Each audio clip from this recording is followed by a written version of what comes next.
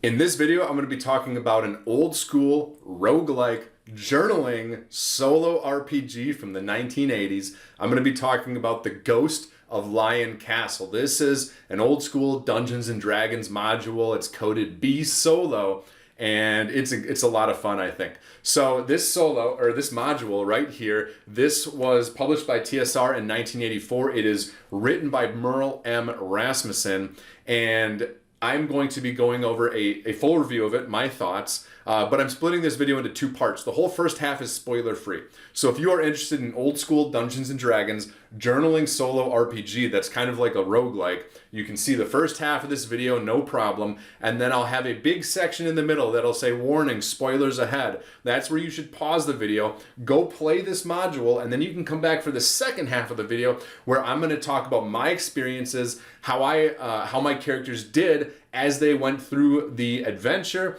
and the outcome of my final character as they went through the adventure. So that's what I'll be talking about. Just a few logistical things to get out of the way. Like I said, this is from the 1980s, 1984, TSR published, written by Merle M. Rasmussen. The module itself is 32 pages long. The first 5 pages are rules, and it's important to note this uses the basic Dungeons and Dragons system, so you'll need to have at least some knowledge or an old school player's handbook available with you when you play this. But the actual rules for playing solo, including combat sequence, are included within those first 5 pages. So if you don't have an incredible grasp on old school D&D, or you don't have a player's handbook, you can probably get away with playing this because the last 2 pages of this module are pre-generated characters. And so if you have some experience with old school D&D and you don't have a player's handbook, you can probably sit down, pull up the pre-generated characters, read through the first few pages of rules, which really just talk about solo play and a few other things like how magic in some circumstances is different for the module. And then you can start playing without too much extra work and without a player's handbook. Now, if you're a person who does not have experience with old school D&D, you'll probably want a player's handbook because that's going to help you out a little bit for kind of getting through the rules. So I want to first talk about what makes me most excited about this. And the reason I'm most excited about this and had so much fun is because it's a journaling game from the 1980s. The big, I don't want to even call it a gimmick, the big hook of the Ghost of Lion Castle is that it includes something called the Magic Journal. Now, the Magic Journal is, I'm going to see if I can show it to you without showing you, I don't know if this is possible. I don't think it is. It's right here on the side of the page. Right there. It's a margin in the adventure, and essentially the game wants you, as your first character explores Lion Castle, they want you to take notes of what you're finding in different rooms. Now, if you're like me and you don't like marking up your physical copies, or if you're playing on a PDF, you'll likely just want to take notes and have a journal outside of the actual module. That's what I did. I just had some separate pieces of paper lying around, and the notes I took on those pieces of paper is what became the Magic Journal. Now, here's why this is really, really cool. You're going to send your first character into the Lion Castle. You're going to take notes on what you see, take notes of what types of hazards you encounter, but at some point your character is going to die because this is a roguelike. This module came out like 4 years after the video game, the computer game Rogue, and it used that concept perfectly. So your character dies, and then the Magic Journal magically appears back at the starting location of the module, and your second character gets to read the Magic Journal, and it's going to help them find their way through the castle, hopefully getting further into the castle, hopefully surviving the dangers that character 1 was unable to survive. And over time, you're going to be using that journal, using your journaling, your solo RPG journaling skills to get further and further into the castle and eventually, hopefully, get an outcome that signifies that you're at the end of the game. Now, this was really fun for me because what I found is that if you put 1 or 2 months in between characters, you actually forget what's happening in the castle. So you're no longer relying on your memories from your very first character playing. You go back to the second character, you can't quite remember what's going on in the castle, but you have the Magic Journal, and it's really like reading the journal from the fresh perspective of this new character, and it's a lot of fun to go through that way. I ended up playing 8 different characters over the span of about 5 years, just less than 5 years. However, a few times the time between my characters was a month or 2, but most of the time I ended up just kind of playing this once a year, and I found that worked really, really well for me. I'd pick it up when I felt like it was a good time to pick it up, and I played it.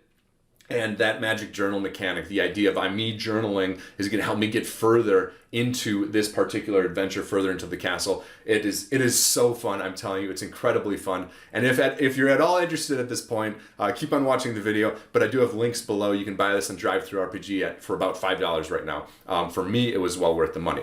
But let's get into some more important things so that you know if this is something that you are that would work for you as far as buying this. So first of all, rules. I'm going to talk briefly about the rules. Like I said, the first 5 pages of the module go over rules, and these 5 pages are specific to solo play.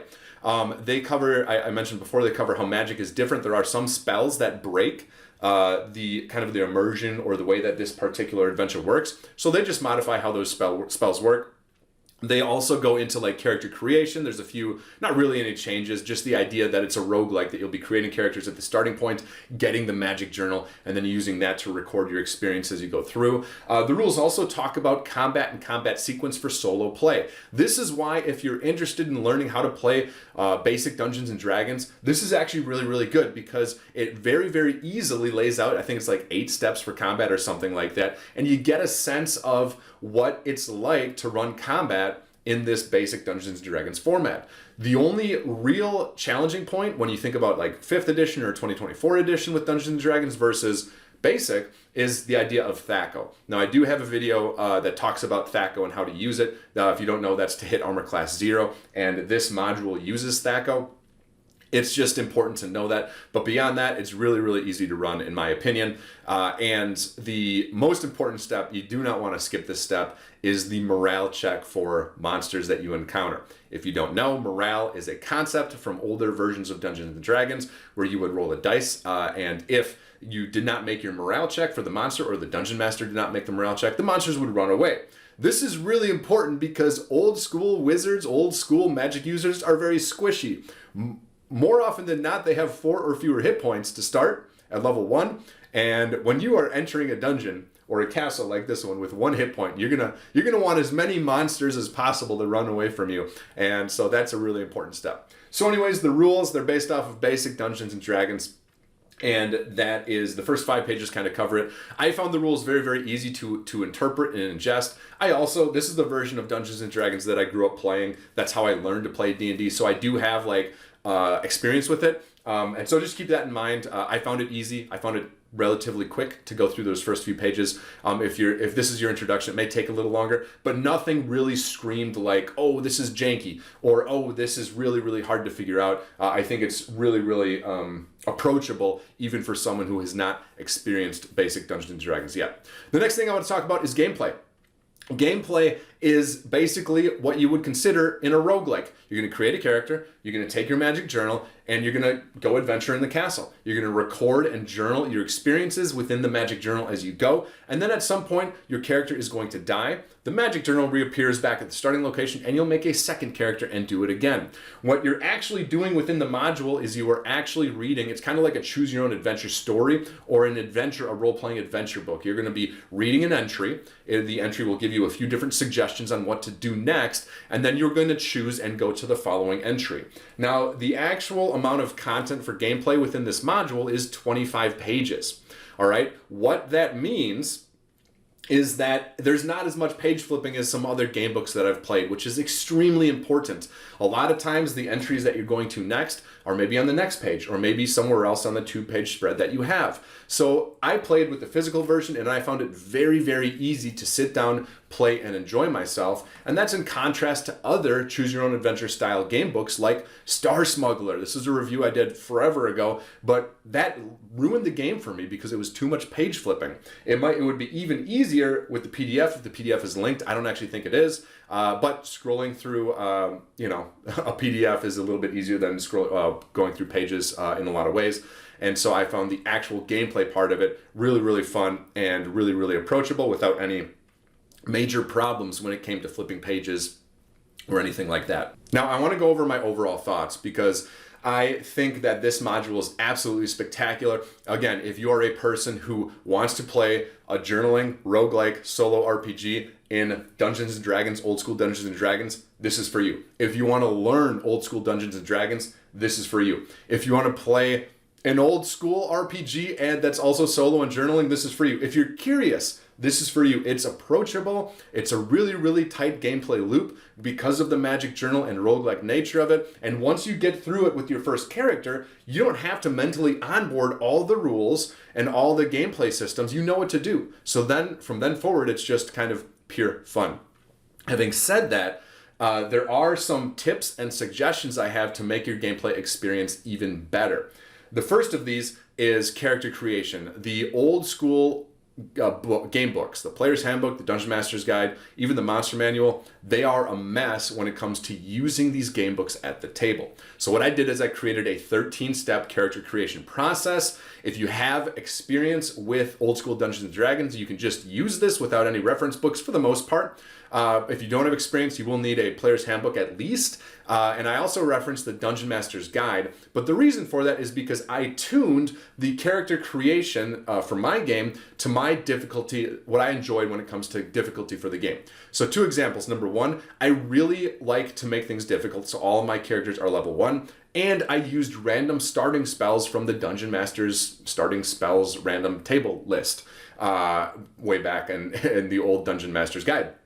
And so what this did, because I was playing so many characters in a row, is it forced me to play creatively with my characters, and I really like that. But I found that it was very challenging to do that with a level 1 character who frequently had 1 or 2 or 3 health points. So what I did is I also gave every single one of my characters a random magical item, and that sometimes didn't help, but it did sometimes help as they worked their way through the castle. Now, if you, and I suggest you doing this, my character creation checklist, I have a blog post about this particular module in the links below. My character creation checklist can be found there. Take a look at it, try it out, and then tune it. Tweak it to what you like. If you want it slightly easier, you can start with level 2 or level 3 characters. Maybe you don't start with random spells. Maybe you pick spells that work for your character. If you want it a little harder, maybe you don't start with a random magical item. You can kind of tweak it how you want, but I suggest using that checklist because when you create a character with the old school books, some of the things you need are crazy in crazy weird spots, like identifying Thaco is just like a random part of the book. And I have the book page references for you within that checklist. The second thing I suggest doing is just using common sense within the castle. I'm going to give an example without giving really too many spoilers, but there are locations where it says if you have the ability to fly, you can do this. Now, one of my characters had the jump spell. It doesn't talk about the jump spell, but if the height of the thing that my character could fly to in the game is the same height as my jump spell, then why wouldn't my character be able to use the jump spell? Another example is, at one point it references a magical rope. Well, my character didn't have that magical rope, but they had a grappling hook with a rope. So it would make sense to me that if my character could make a skill check, which may or may not exist in the rules of basic Dungeons and Dragons if you're using proficiencies. But essentially, if they make a skill check, get the grappling hook caught up there, why wouldn't they be able to climb up to that surface even if they don't have that particular magical rope? So that's what I did. I just kind of used common sense in those situations. I found for me that's important to make the gameplay more fun because if I don't do that, it feels like a point-and-click adventure game. I don't know if you ever played those. These are old-school adventure games where there's a static screen in front of you. You click on something, and it does something, and your goal is to try and click on the right item in the right sequence to get you to the next screen. Generally speaking, they're fun puzzle games, but when I'm sitting down at a tabletop to play a solo tabletop RPG, I don't want it to feel like a point-and-click adventure game, and that's what this module feels like sometimes. So to avoid that feeling, I just suggest using common sense. If you have a solution that matches an entry in the game itself, use that solution and just keep on going with the game. The final example or suggestion I have is to use advantage where it matters. Now, advantage is not included in the basic Dungeons and Dragons rules. That was, I think, a 5th edition, maybe it was 4th edition that basically invented that idea for Dungeons and Dragons. But essentially, if you don't know, advantage is when you have an advantage on something, instead of rolling 1d20 and taking the result for a skill check or for a saving throw, you roll 2d20s and take the highest result. That's really important in this module because what ended up happening about halfway through I was playing this game with my characters is they were dying to really basic stuff that a lot of other characters had already experienced and journaled about. And I decided that, hey, if my character has read the journal and understands that this exists in the journal, then they should have advantage on those saving throws because they know what's coming, and I found that helped a ton, and it made the Magic Journal way more fun because I started journaling more because I knew that, hey, if I know about something that is in the castle and then it, forces a roll, I can now have advantage on that roll. So those are my tips and those are my thoughts on the Ghost of Lion Castle. Again, I highly suggest that you go ahead and play this particular module if you're all interested. I found it really, really fun. I played 8 characters over the span of 5 years. I technically got I beat the module or whatever. I got the result that was looking for, but there's a lot of this castle that is unexplored, and so I'm going to keep on playing it. I'm going to keep on having my character who ended up winning, going through the castle and finding out what else there is to do. Now at this point, I'm done talking about the module itself. I'm done talking about it. If you're at all interested, I have links below. Go ahead and check out my blog post. Go ahead and check out my character creation checklist, and you can purchase this, the Ghost of Lion Castle, at Drive-Thru RPG. Again, right now it's like $4.99. Very, very approachable from a cost perspective. What I'd suggest is pausing the video, going and playing this, take like 2 or 3 years, play through this, and then come back and compare your character experiences to my character experience. So this is your spoiler warning. Do not continue watching at this point unless you've already played the Ghost of Lion Castle. All right, now this is the second part of the video where I'm going to talk about the experiences of my characters as I went through the Ghost of Lion Castle. So my experience with this particular module began in August of 2020, so I guess is a great time to start a solo RPG, right? And my first character was Camille, a mage gnome illusionist. Now Camille had all of these stats I rolled randomly, although I did apply the highest to intelligence because I felt like if I didn't do that, these characters are already magic users, so they should be modified so that intelligence is their highest stat. They had 2 health, and their spells were Read Magic, Burning Hands, Featherfall, Find Familiar, and Phantasmal Force. What I found was Find Familiar was extremely helpful in this particular adventure because when you start with a character with 2 health, and you see a monster, you want the monster to choose a different target as much as possible. So the familiar's name was Midnight, was a raven.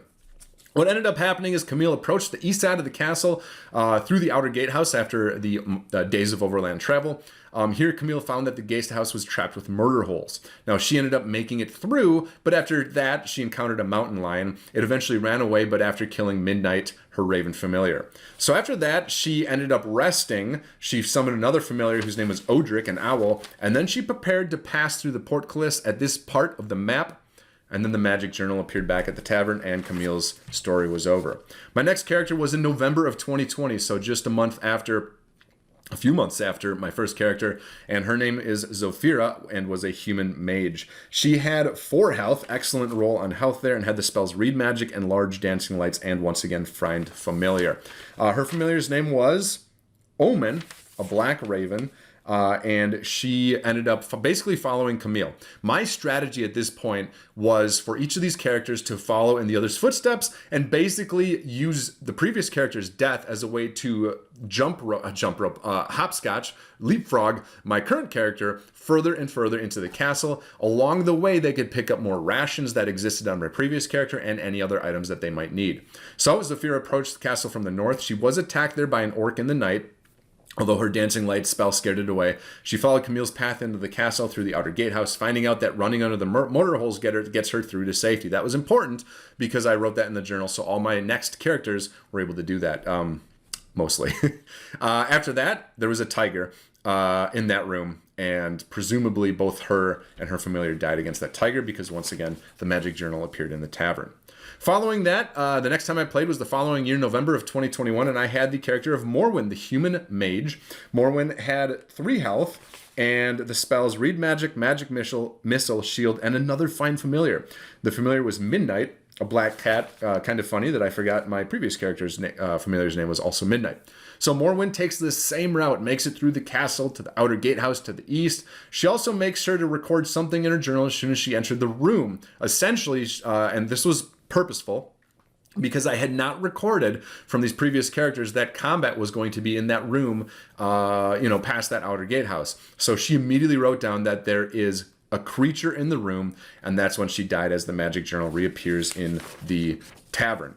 So after that, I ended up going with Talark. This is Talark the human mage, and Talark is the most sad of all of my entries. Talark started with 1 health. Talark's spells were Read Magic, Friends, Dancing Lights, and Erase. Talark ended up dying immediately.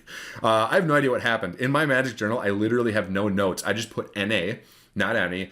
So likely Talark, I either failed the murder hole roll upon entering the outer gatehouse, or I tried something new that I hadn't tried in that entry. Either way, Talark died, which was unfortunate. So at this point, I ended up building the character creation checklist because I wanted to play more, but as I mentioned in the previous part of my video, it just takes a little bit of time to go through and create characters with these old books. So I created the character creation checklist, and I adjusted the difficulty. This is also when I started giving advantage to rolls for known hazards. And I gave each character a random magical item, and that suited me well for the rest of this particular adventure. The next character I created was Talm. This is a mage human abjurationist, so very good stats. Talm started with 3 health and had the spells of... Where are my spells on this one? I used a different character sheet for this. Read Magic, Magic Missile, Affect Normal Fires, Mending, and Protection from Evil. So a really good spell list. At this point, Talm, and my strategy at this point is basically still to do the original strategy. I'm trying to use the previous character's journal entries to leapfrog my current character further and further into the castle. So Talm adventures the giant bee as he's approaching in the north of the castle. He follows the previous members, and at this point he knows that this room where all the other characters have died is going to be combat of some type, and he ends up dying fighting a spider. And so Talm does not do well. Now that same night, this is a second character, it's still July 2022. I usually create 2 different characters just in case the first one has a disappointing end. And I'm glad I did, because this character's name is Roost, human mage, level 1. Roost has only 1 health and has Read Magic, Light Featherfall, and Unseen Servant. So a really rough spell list when it comes to combat. Roost basically has the same strategy. And at this point, looking back, I'm not sure why I tried this strategy 6 characters in a row. It clearly wasn't working, but I was like, I'm going to do it. I'm going to do it. So Roost follows Talm, this time prepares for combat in that same room where literally all the other characters, but the unfortunate Talark, have died. And it's unbelievable. He is able to survive. He gets by the remaining ports close trap, starts exploring. He finds his way into the kitchen, and there he finds a tiger beetle and dies. So at this point, I'm not feeling good about the game because I've died a whole bunch. And I just need a new strategy. That was in 2022. In 2023, I had a really bad year for solo gaming. I only had played 2 solo RPGs the entire year, and the Ghost of Lion Castle was not a part of it. So basically 2 years later, in October of 2024, I picked the game up to play my 7th character, and I had a new perspective on life. My character was Faryn Enhana. She's an elven mage. She had good enough stats to be an elf, although she only has 1 health, and her spell list is Read Magic, Friends, Jump, and Write. Jump is a great utility spell, I found out, but the other ones were tough. Now, Faryn took a different route when it comes to the castle. She decides that she's not going to go through the same route through the outer gatehouse up towards the back of the lion. What she's going to do is she is going to... I'm sorry, they were all going through the postern gatehouse. I said outer. Anyways, what she's going to do is she is going to go over the top of the north wall. What I found is there's an entry in the module where if you rest north of the castle, it gives you an option to use, I think, spells or items to go up over the wall. Well, she had a grappling hook, so I said, okay, let's see what happens. And it works. She's suddenly on the outer curtain of the north wall in the castle. So she climbs down to the outer ward.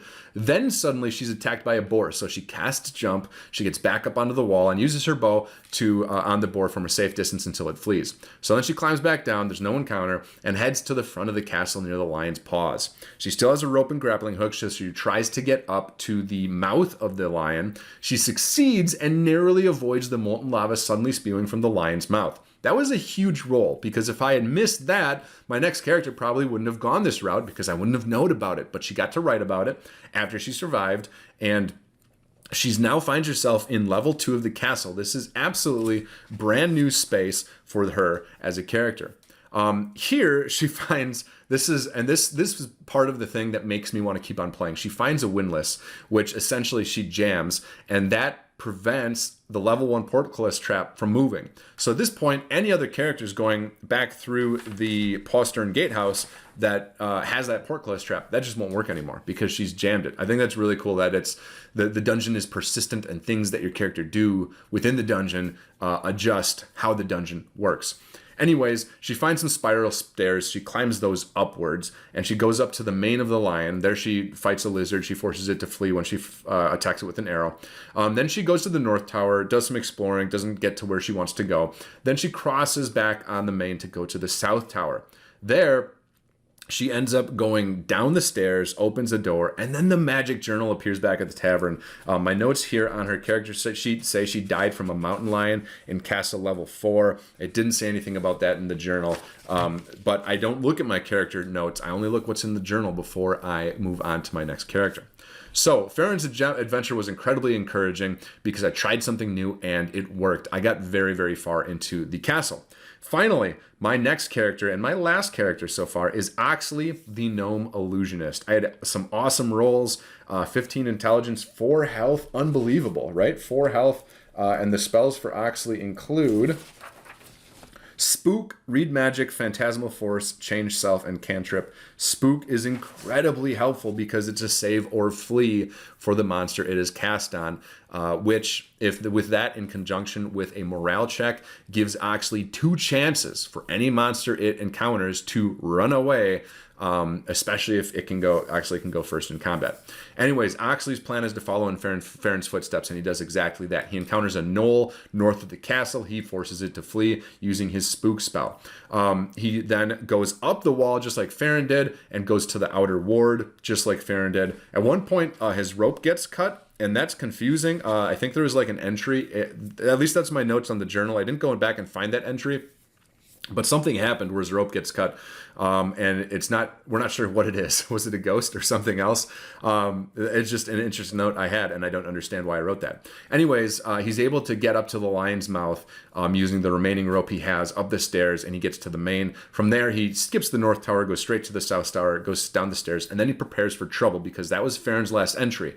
I went through the door in the south stairs. And he finds Farron's body, but no trouble. It must have been a random monster or something. So there's no trouble. He grabs a few helpful items from Farron's body, and knowing he's further than any of his predecessors, he moves carefully through the rest of the room. He ends up finding a spiral staircase in castle level 4, which leads up to a trapdoor. From there, he finds a study. Now, at some point in my magic journal, I picked up the name Sargon and realized that Sargon is the previous purveyor of this particular castle. And so it looks like he is inside the study or the laboratory of Sargon, the previous purveyor. He also encounters a mountain lion. Mountain lions are extremely lethal to characters that I run in this adventure, but he gets lucky and he spooks it away using his spell just like he did to the knoll. Then suddenly Sargon's ghost appears. Actually, I'm very, very fortunate because I think in the module it gives you a few different ways to respond to the ghost. And I picked the right one. I'm so happy about that. I picked the right response to Sargon's ghost. This means that Sargon considers Oxley his theoretic heir. That means I, quote, win the adventure, unquote, and I get the Ring of the Lion and level up. So I have successfully ended up winning the Ghost of the Lion Castle, but I don't think I'm done because now I have a level 2 Gnome Illusionist with the Ring of a Lion. And if you're watching this or listening to this, I'm sure at this point you have noticed that there is a dungeon. There is a full dungeon to this particular castle that I have not explored. I have, barely explored level 2, barely explored level 1, and I think Oxley may continue into the dungeon, and if Oxley dies, I will likely be sending other people into the dungeon as well, just to see what else is in there. And at some point in the future, I'm going to end up with an awesome, awesome character, like level 3, level 4, who has all this great gear from the previous characters, and that character is going to continue to go on adventures. So that's it. Those are my experiences with the Ghost of the Lion Castle. If you're listening to this now, I greatly appreciate the time that you've taken to go through this video all the way, to play the module and then come back and compare your results to mine. I'd love to hear what were your experiences with the Ghost of the Lion Castle in the comments below. Thanks so much for watching, and I'll see you in the next video.